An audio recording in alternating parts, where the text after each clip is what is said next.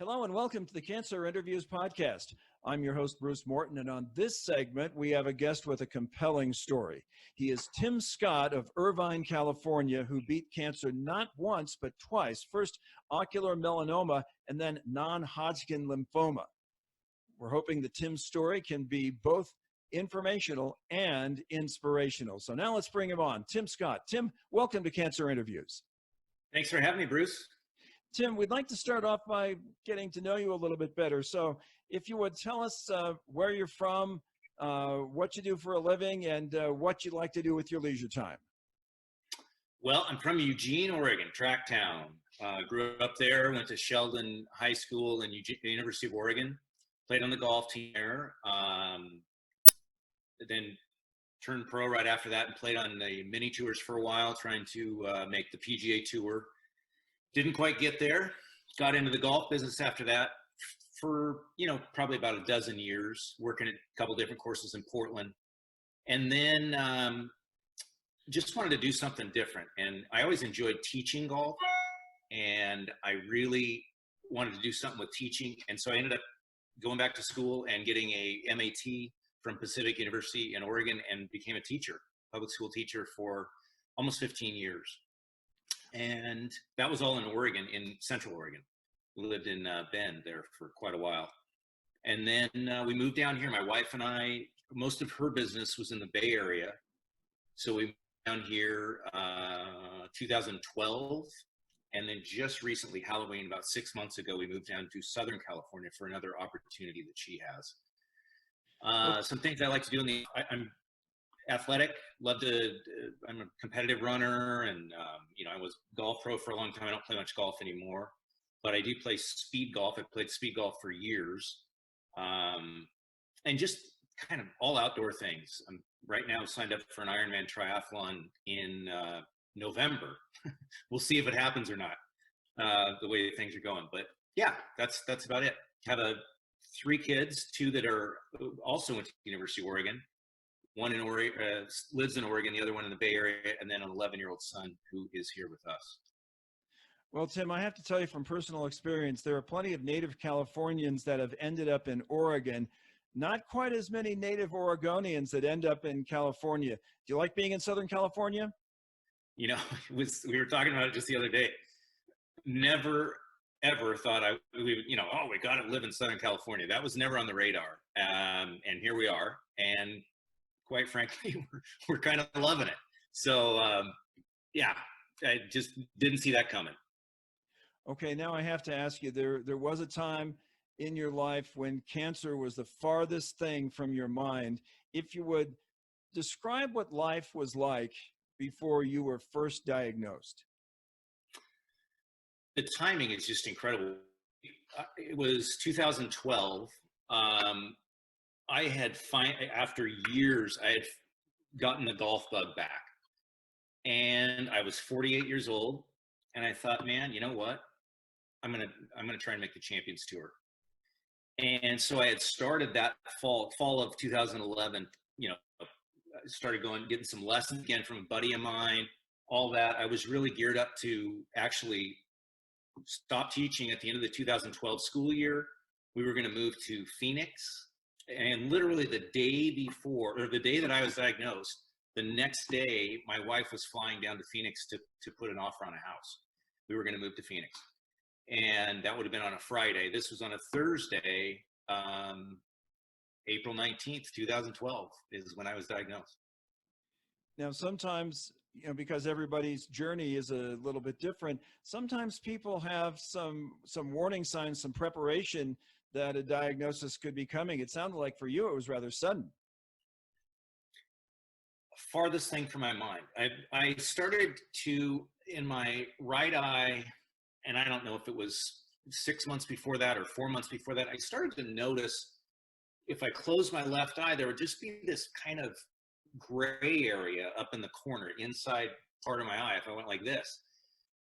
And, no big deal. I'm getting older. My vision's probably going. And over the next 3 or 4 months, I started to notice that it was kind of getting more and more into my vision a little bit. And I thought, well, I better get this checked out. I have no idea what it is. And so the day before, on the 18th of April, I went into an optometrist and he did some tests. And he came in and he said, and he looked in the eye, and he said, I'm going to call an ophthalmologist doctor to come over and see you. And I said, oh, okay. He goes, no, I mean right now. Well, that's kind of weird. And so he called her, but she wasn't available to come over that afternoon. And I've got an appointment for you tomorrow at 10 o'clock. And I said, my first reaction was, I'm a teacher. I can't miss 2 school days in a row here. And he said, no, you need to go, and so I went the next day to this office in Redmond that I'd never been to. And I remember sitting in the room, and the doctor was talking to somebody in the room next to me. And my optometrist had said he thought I might have a torn retina. And she was talking, the ophthalmologist was talking to somebody in the room next door about a torn retina, and you have to sleep sitting up, and there's certain things you can't do. And I thought, God, I hope I don't have a torn retina. She came in and had looked at my stuff, and she, within a minute, said, you have a type of cancer called ocular melanoma. Well, I really don't remember a lot of what she said after that. But what I do, I had no idea that you could get cancer in your eye. No idea. So it was just complete shock out of left field. Well, this is a type of cancer that might not be as well known as others. So how did that manifest itself? Could you not see out of that eye, or were you just in great pain, physical pain? Yeah, there's no pain. And what it actually was, gray, thing that was coming into my vision was actually the tumor growing. That's what it was, into my line of sight. And so it was really lucky, because if it doesn't grow into your line of sight, there's no pain, you don't have other symptoms, and it would just grow and grow and grow until eventually it would be in your vision, I guess, at some point. But mine was in there, and that's what got me to go to the doctor to even have it checked out. So, I was there at 10 o'clock. I left there at 10:30. It's about 20 minutes home. Lori was in the Bay Area working. Shiloh was at daycare. Our son, he was 3 at the time. And, I'm in shock. And I look up ocular melanoma. I don't even have a clue what it is. And it was just ugly. I mean, it was, so then I called back, because it kept talking about a small tumor or large tumor, medium tumor, and the statistics on that. So I called back to the doctor at 11 o'clock, and I'm like, did you say mine was the small, medium, or large tumor? And she said large. And I'm looking at these stats, and I'm like, wow, this is not good at all. and so it was just unbelievable shock. And so I called Lori that afternoon, my wife, and she was in the Bay Area. She was coming home that night anyhow, but how do you tell her? It was tough. Were you given a range of scenarios, like this is the best case scenario, this is the worst case scenario, and if so, what were they? Not really. Now, and this is how rare it is. She had been in practice for about 15 years as an ophthalmologist and never had somebody with this. The optometrist, is an older guy. He'd been in business for 40 years, I think, and had never seen a case. They've heard of it, but they'd never seen it. So it's really rare. So they don't know that much about it. They've heard about it, but they've never treated it or anything. So what the information said online that I read was, with a large tumor, at 5 years, it's about 40% chance of survival, and at 10 years, it was about 30. And then the ways to treat it really are either enucleation, taking the eye out, or they can treat it, well, there's a couple ways with radiation. One is radiation pellets that you wear a mask and they shoot them into your eyes, or laser. I didn't do it because the mask freaked me out. I'm claustrophobic like that, so there's no way I could have done that. But the other way is called brachytherapy, and what they do is they take basically, it's like a dime size thing, and they put radiation pellets on it, and they put you out, and they basically twist your eye around in its socket. I have no idea how they do it, but they do it. They sew this radiation thing on your eye, and then leave it on for 5 days, and you're all patched up, and you're radioactive. You're not supposed to be around people or anything like that. And then they take it out, and that's what I did. I did it in Portland at the KCI Institute. Okay, now you had mentioned that there was no pain at the outset, but what about this radiation treatment? Was there any sort of pain that accompanied that? It wasn't too bad when I woke up after they put the pellets in there and stuff. And you have this patch on, but by about day 4, I remember it was like there was a SOS pad. I was ready for it to be out. It wasn't really like pain. It was just this scratchy kind of feeling. And so they took it out, and then, you're swollen up obviously for 3 or 4 weeks, but it really wasn't that big a deal. I lost more of my vision. And I've lost a little bit since then, but basically I can't see out of my right eye. I can see just a little bit way over here, but I can't see anything going this way at all. So I lost depth perception, which is, you don't really realize until you don't have it. And there's certain things, I still struggle with a little bit on depth perception, but the treatment was, you're kind of with it. They give you a PET scan too, to see if it's metastasized. And sometimes it has, sometimes it hasn't, but usually it hasn't. But it usually does relatively quickly. And what I found out after researching more and finding out more about it after that first 2 hours on the internet, where I was really scared, is that there's actually 3 different types. There's a 1A, 1B, and 2. They classify it through the genetic material. And a 1A, about 40% of the tumors are classified 1A. They have a survival rate of like 95%. It's great.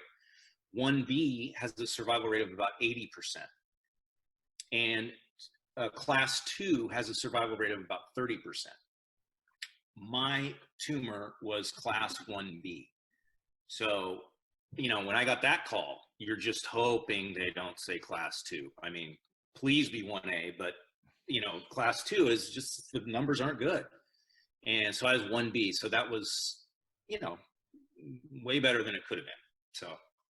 So if you did not have use of that eye, I'm guessing there were a number of things you couldn't do. One of them being driving a car. Well, I'm driving a car. The only thing is I do have to get a special license. And they do a couple extra things when they test that I have to pass, but it's just a little, the blind spot. I really have to be active, but I always kind of have been that way in driving. So, but I just have to be overactive because I have a blind spot in my vision sometimes. I mean, so every once in a while, somebody or something will, I just won't see it. It'll come up into this area right here where I have a blind spot. So that happens occasionally, but more with people or walking or something like that, not really driving. So now, you had mentioned your quest for information at the outset here, but from anybody who was not part of your healthcare team, was there anybody who gave you any sage advice during this process? Not the first month and a half, I would say, because it's just rare. There's nobody has it. Nobody's heard of it. And so nobody can really give you any advice. What I did find is there was actually a conference, an ocular melanoma conference in Philadelphia in June. I was diagnosed in late April, had the procedure in early May. So I actually went to this conference back in Philadelphia in mid-June, and I learned a lot there. And then also there was a Facebook page for ocular melanoma, survivors. And so learn a lot on that. And what I found out is there's this genetic testing, which I had no idea. So the stuff that I looked at the first hour online was not really that accurate. It was dated. and there's way better information out there, and I had gone to the wrong spot. But I don't know if you just stick it in right now, ocular melanoma, what would come up exactly? But in 2012, it was some dated information and pretty scary. Okay, but eventually, with the passage of time, you began to get the upper hand on this. How did you feel physically? Two-part question here. How did you feel physically? And upon getting the upper hand, how did you feel emotionally? Physically, within, I don't know, a couple weeks, not even that. I mean, a week or so, I was fine after they took the patch off. I didn't go back to teaching until the last maybe 3 weeks after that, but I was running and stuff like that. I mean, I felt pretty good. I was a little fatigued and probably, from the radiation, but I didn't hurt, and I had a sponsor that had agreed to sponsor me to take a shot at the Champions Tour. And now I've lost my vision in one eye, and they still stood behind me. So I thought, I'll give this a shot. And I just wore an eye patch because I had really bad vision at that time. So I wore an eye patch over my right eye and just played with one eye. And I was back to playing, by the end of May, early June, and felt pretty much kind of normal. That's the thing with ocular melanoma. It's if it metastasizes, it goes to the liver about 90% of the time. So it's no good. I mean, there's no cure. But if it doesn't, you've lost, whatever you've lost in your eyesight, you've lost, but that's about it. There's really no other, nothing that you don't feel bad or anything like that. So. Now, I've never played golf, but I am a former runner, and I was thinking, boy, it'd be difficult to drive a car with one eye. But I would also think, as a former runner, if you're out there on a trail, if you're running competitively and there's other people around you, running with one eye would be no picnic. No, it's not that bad. I mean, I just kind of keep my head on a swivel a lot. I'm just really aware. I try to be really aware of my surroundings. That doesn't mean that sometimes somebody comes up on my bad side. That does happen. And, but yeah, it's not bad. That part of it's not bad. The worst part was golfing, the undulations and the greens, and without depth perception, that part of my game just never came back. So and that's a huge part of the game. So it just didn't work out. So. All right, now let's move on, because in another area, very sadly, your health again took a turn for the worse. Tell us what happened next. Totally different. I mean, just so different. So ocular melanoma, by the end of June 2012, my eye was pretty much gone, and I felt fine. So that was kind of over. And then I do surveillance, CT scans and MRIs every 6 months to see that it hasn't gone anywhere. So right around just before Thanksgiving, actually, of 2015, I started getting this little pain in my my right flank, in my lower back. And it was just nothing, just something there for a couple days. And I'm throwing the ball with my kid and running and doing stuff. So those kinds of things come up, but it just kind of got worse and more painful and a little more widespread, pretty quickly. I mean, within a week, I was taking Advil a couple times a day. And within 2 weeks of when I first felt it, I was taking 4 Advil every 4 hours. And I'm like, something's going wrong here. I don't know what's going on. And so I went into urgent care, and they could set me up for a scan, 6 days later or something. I'm like, I got to do something now. Something's wrong here. I don't know what it is. So I ended up getting some painkillers and stuff that worked a little bit better, but not really. And then one night about 3 a.m, I just couldn't sleep, and I got to go to the emergency room. I got to find out what this is.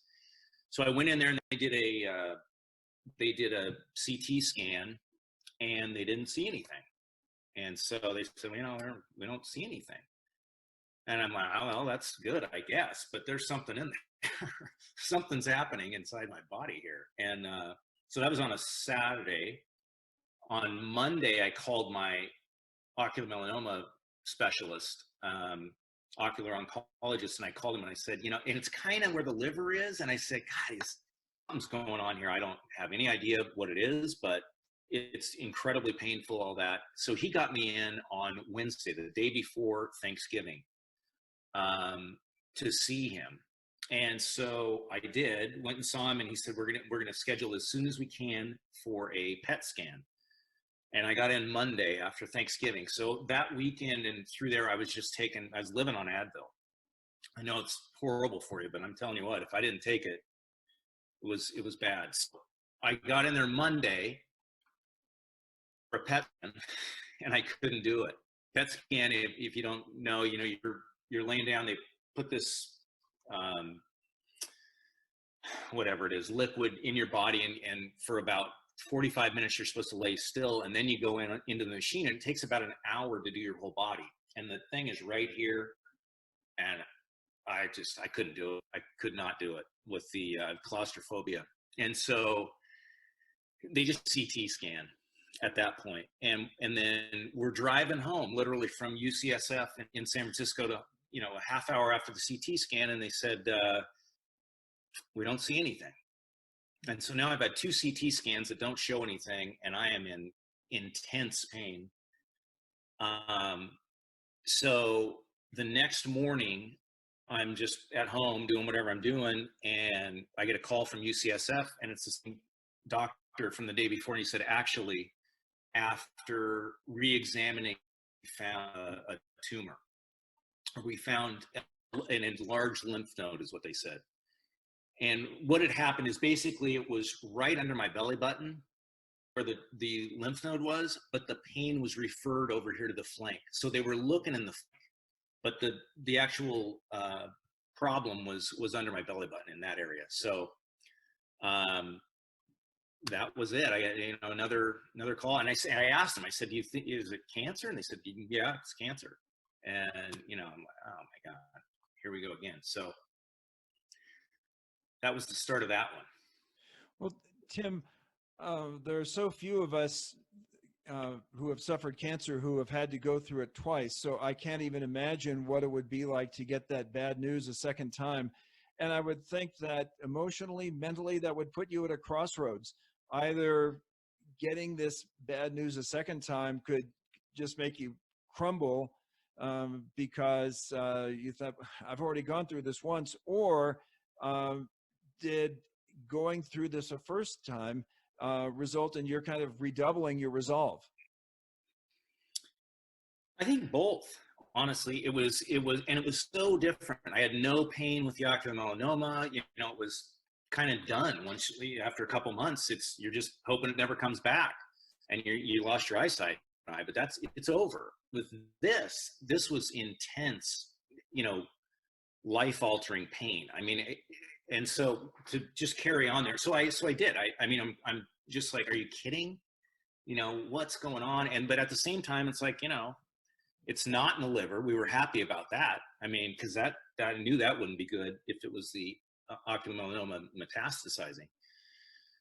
So that was a positive, but it was, and we thought it was lymphoma. They thought it was lymphoma, but it's here we are going into the holidays, so I can't really get treated right away. So we made 2 different trips into the hospital. One was pain management, because Lori's like, he can't take Advil like this in Thailand. And then I was taking Tylenol all the time too.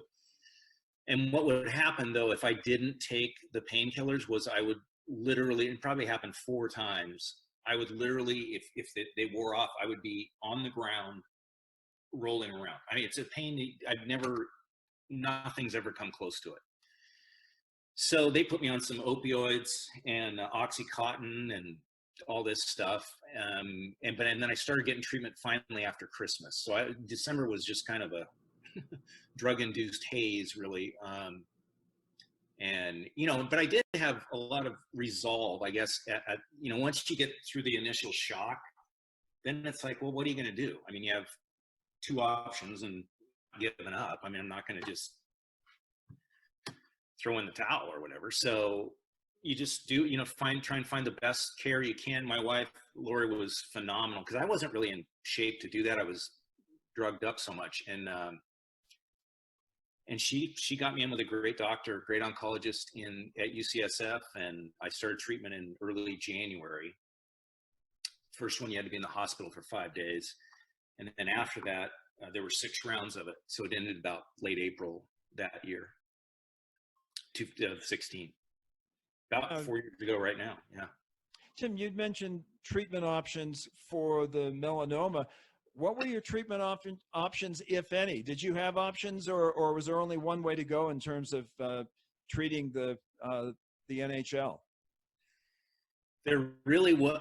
There were 2 different chemo regimes that you could go. The one that I had was called r-epoch, and that's Rituxan, and then the other drugs that are in it. That's what the acronym's for. The other one is, I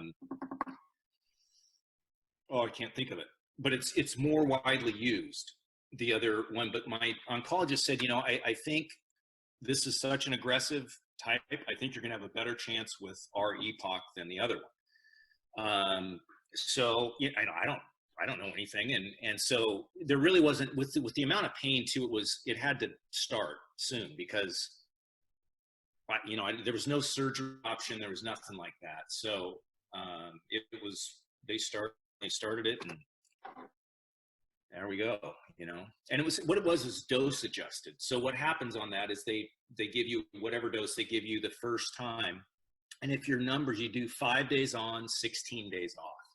5 days on, 16 days off. So if your blood counts and stuff like that are okay, then they up the dose the next time.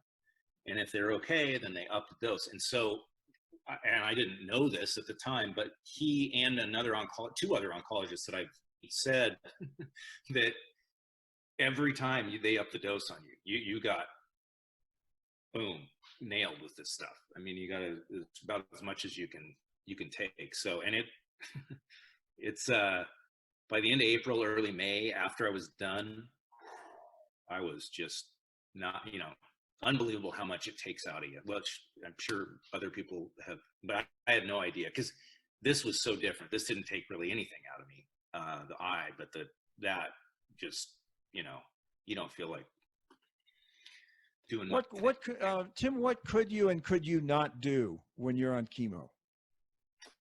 I actually had, the first round I was in the hospital. They have a program there that you can go in and get it every 24 hours and get a new chemo bag. So I said, let's do that. I don't want to be in the hospital for 5 days every time. And so I would drive in, 11 o'clock in the morning or whatever, get my chemo bag replenished. They might do something, and I drive home. Usually about an hour from door to get home. And then I had a great friend it was near me that for 3 treatments when I was just, some days I'm like, John, can you help me out? He drove me every time. And so if it was on a Friday or something, it would take Friday Bay Area traffic. It might be a 6 or 7 hour deal, and it was a big deal, but it was so nice to be able to stay home, sleep at home, and not be in the hospital 6 different times for 5 days. So, yeah, that was that. But so I couldn't do, there was a lot I could do. It's just, you just don't feel like it. Your taste, this metallic taste throughout your body, and you just don't feel like eating, or nothing tastes good. The carrying around the chemo bag had its own set of challenges, but really it was after it built up. And so, after the first round or the second round, I felt okay after 5 or 6 days after it was over. And then I had 10 days or so where I felt okay, felt pretty good, but it built up, and they were up in the dose that I didn't know, but I'm glad they did. So by the end of that, it built up, and I was just, sores in your mouth, and, I just fall asleep on the couch. All the time, which I never do. It was very, you just don't feel like you're ever going to feel good again. Tim, doctors will say that they know that chemo is unpleasant, but it is necessary to kill the cancer.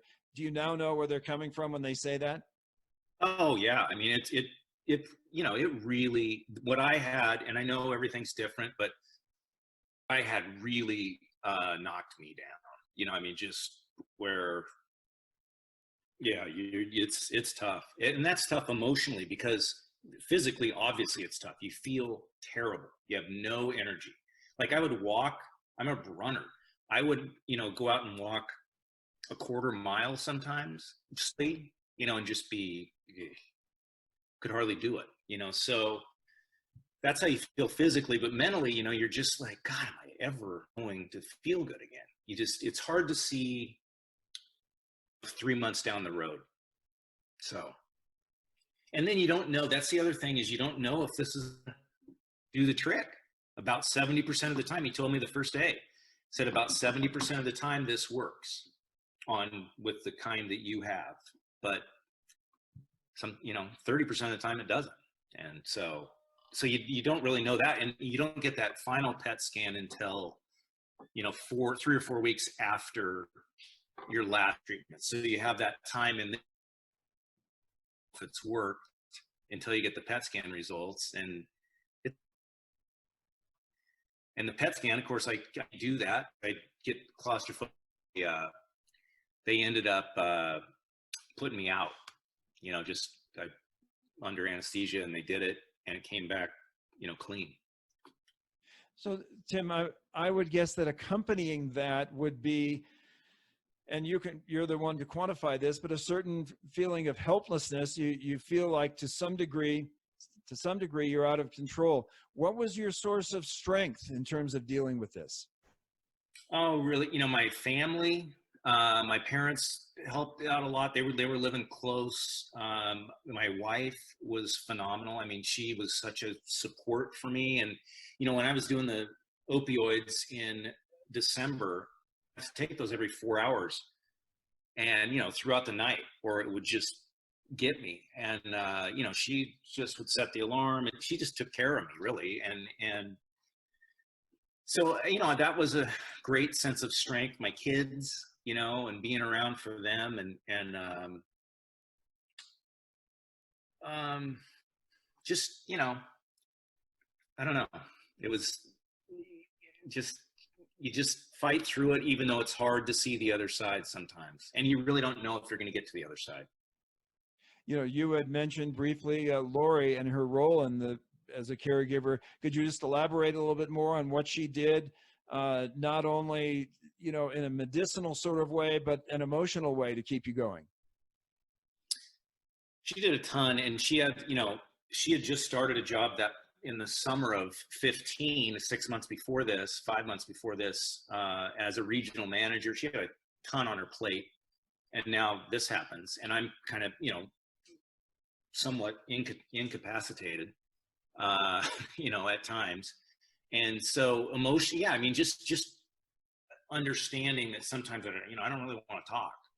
My mouth is killing me. I have all these sores in it, and I don't feel like it. I just want to lay here and watch TV or whatever. I mean, she just understood that. And then if, I was having a bad day, which there were plenty of those, I could cry on her shoulder, and she was right there. And it was, obviously very difficult on her too. I was homeschooling. I homeschooled Shiloh from first grade through just about 6 months ago. And that was his first grade year. So we started the year in late August, and here it is, in December, and I'm, half laid up, and then I'm going through chemo all this time. And he did great throughout the whole thing. He was helpful also, but it was tough. That's wasn't easy. Tim, what would you say is an indicator that tipped you off that things are trending in a good direction? And if you really felt like things were trending in a good direction, how did that feel? After the chemo, right. Or, yeah, like once I got the PET scan results that were, good. And by then I was starting to feel a little better. I mean, it was, 3 weeks, I guess, since my last treatment, and I was starting to feel a little better. And then I remember early June sometime, Shiloh and I said, you know what, we're going to go. Because when we would be driving around or something, when I was going through chemo, I'd see a runner and I'd be like, I'm going to be out there. You go get them. I'm going to be out there with you. And so we went over to the track by our house and we ran a mile. And I ran 11 minutes and 30 seconds. And I was like, did it. And the next day I was so sore. It's unbelievable, I mean, and then, but by July, mid-July, we went up to Sun River in Oregon for vacation. And, we did a couple 9-mile hikes up at altitude and stuff like, so, I mean, I bounced back pretty quickly. I knew I wasn't 100%, but I was definitely 80%, I'd say, by July or August. And by September, I was racing again and racing, relatively close to the times I was running, a year before.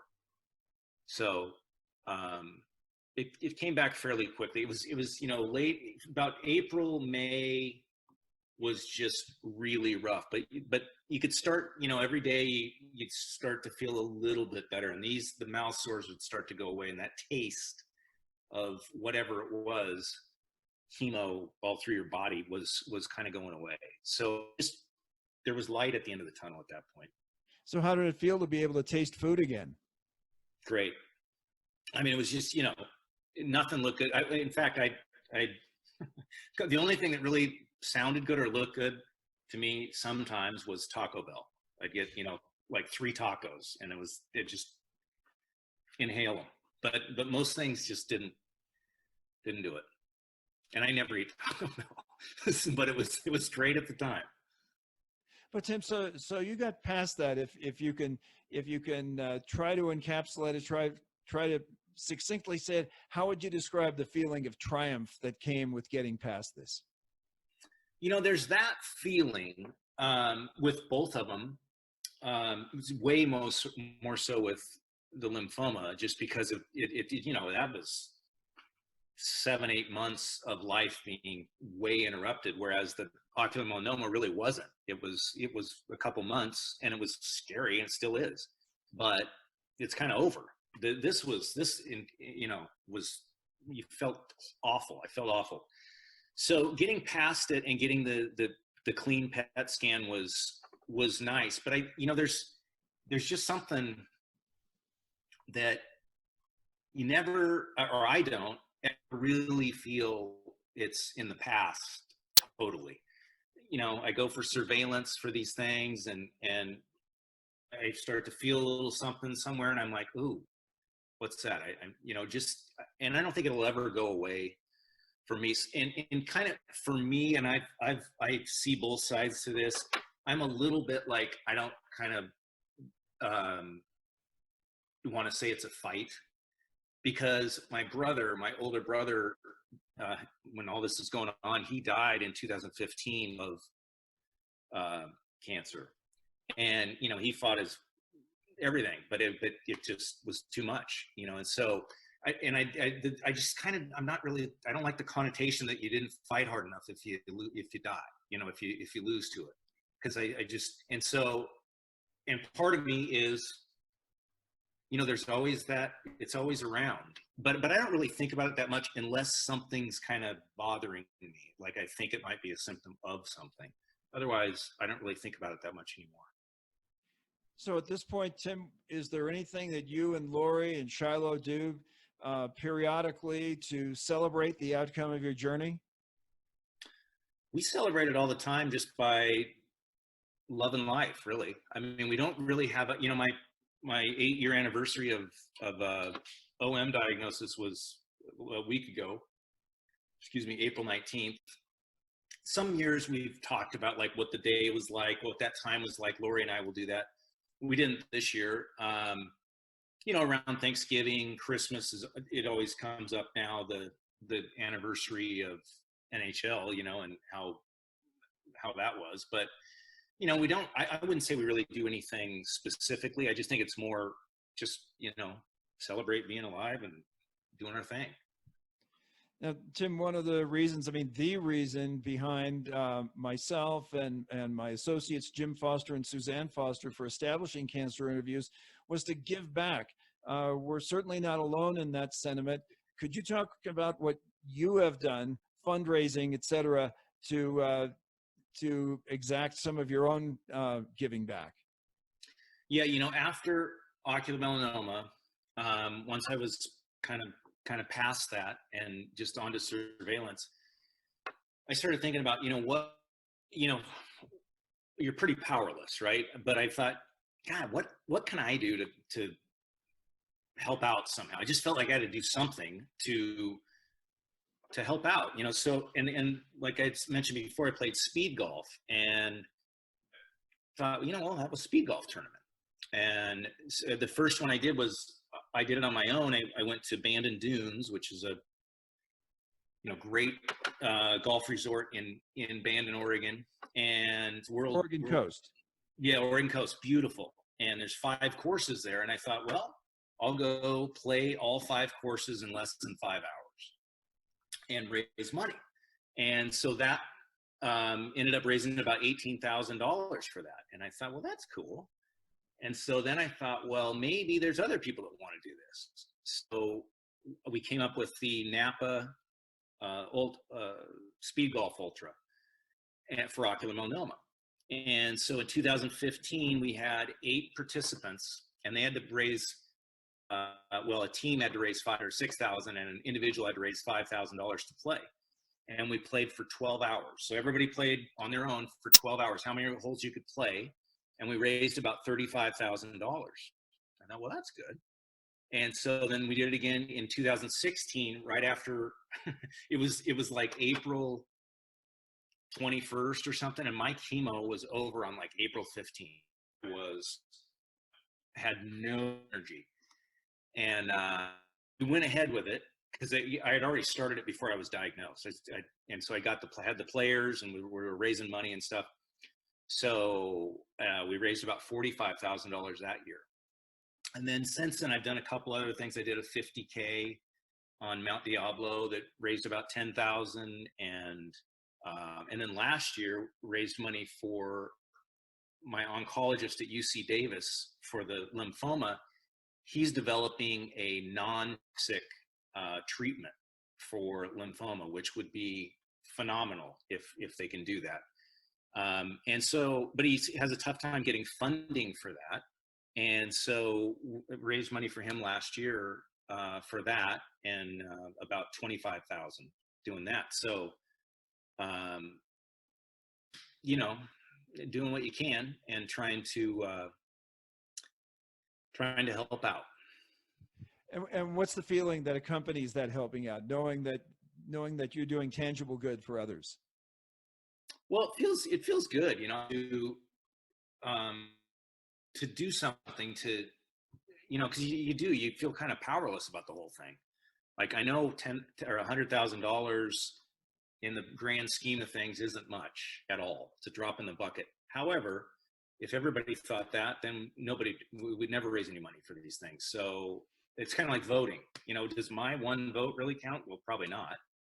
But if everybody thinks that, then nobody votes, So yeah, it does matter. And it gives people an opportunity, just like it gives me when I donate to somebody else's cause sometimes, a chance to help out. You feel like you're doing something, that's helpful to others. So. All right, Tim, we're about to wrap up. And just want to remind you, there's an excellent chance that somebody watching right now is somebody who has been freshly diagnosed with cancer. If there's a piece of advice, a piece of information, if there's one overarching thing that you would want to share with that person, what would it be? Couple things. I would say one is, going onto the internet and reading all about it is, most people probably just got it automatically when they're diagnosed with something and find out what's going on. There's a lot of different information out there. And the cancer that you have has been in your body. So everybody's different. The statistics are there, and they're there for a reason. Some cancers are, way worse than other cancers. But whatever cancer it is, it's never been in your body. So, the stats are what they are, but that doesn't mean it's, the end. If it's a really bad outlook. For OM, I got that initial outlook that I did after a couple hours, and I'm like, this is awful. Then I found out I was 1B, and not bad. I've got a pretty good shot. NHL, when I found out that I probably had double hit lymphoma, which they never really found out exactly what kind it is. I looked that up one time, and I got about 3 sentences in, said, I don't really need to read this. And I really haven't looked it up since then, because it didn't say good things.